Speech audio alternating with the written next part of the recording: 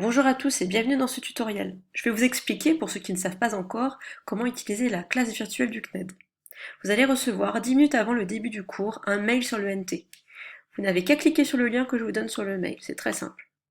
Vous arrivez sur cette page et vous allez écrire ici votre prénom. Écrivez votre vrai prénom, sinon je suis désolée, mais je serai obligée de vous éjecter de la session. Vous faites rejoindre la session. Une fenêtre pop-up va apparaître. Voilà. Autorisez-vous donc ce site web à utiliser votre microphone. Évidemment, il faut autoriser, sinon vous ne pourrez pas parler. Voilà, c'est fait. Me voilà connecté à la session. Vous avez ici une image d'attente et je vais essayer de vous mettre une musique d'attente également pour vérifier que vous entendez bien ce qui se dit pendant la session. Donc si c'est pas le cas, si vous n'entendez rien du tout, eh bien il faut brancher votre casque, ou bien il faut bien vérifier que vous avez mis le son, vous avez activé le son sur votre appareil. Et si vous avez des haut-parleurs, si vous vérifiez que vos haut-parleurs sont allumés, voilà. Si ça ne fonctionne pas, bah, je suis vraiment désolée, mais je ne peux rien faire pour vous, puisque c'est un problème de matériel personnel.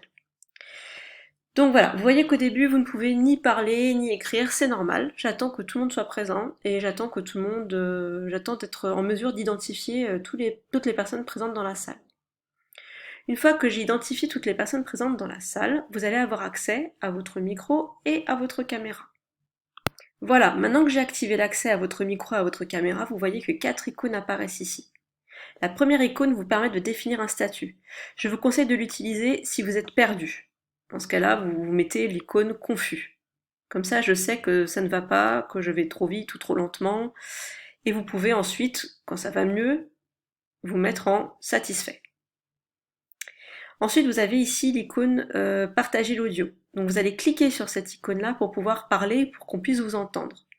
Lorsque vous avez fini de parler et d'intervenir, vous allez cliquer à nouveau sur cette icône pour couper votre micro. Couper votre micro lorsque vous ne parlez pas, ça nous permet d'avoir un meilleur son. Ici, c'est la même chose, mais pour la caméra. Vous pouvez activer la caméra lorsque vous parlez uniquement et lorsqu'on vous a donné la parole, si vous le souhaitez. Si vous ne le souhaitez pas, rien ne vous oblige à partager l'image. Et puis surtout, très important, avant de parler ou avant d'activer votre caméra, il faut demander la parole ici en cliquant sur ce bouton. Alors, comment savoir que vous avez la parole? Bien, c'est simple. Je dis votre prénom, et une fois que votre prénom est dit, comme en classe, vous pouvez activer votre micro et parler. Ici, sur le côté, vous avez un onglet violet. Vous allez cliquer dessus. Vous avez ici le nom du modérateur, c'est-à-dire moi, et le nom des participants. Donc, vous voyez qu'ici, il y a 3 élèves dans la salle. En bas, vous avez l'icône chat. Donc, imaginons que votre micro ne fonctionne pas, vous m'entendez mais vous ne pouvez pas parler. Eh bien, vous pouvez ici envoyer des messages si nécessaire, si vous voulez vous exprimer. Attention, le chat n'est pas destiné à envoyer des messages personnels, il est destiné à parler si vous n'avez pas de micro. Si vous avez un micro, je vous demande surtout de ne pas utiliser le chat.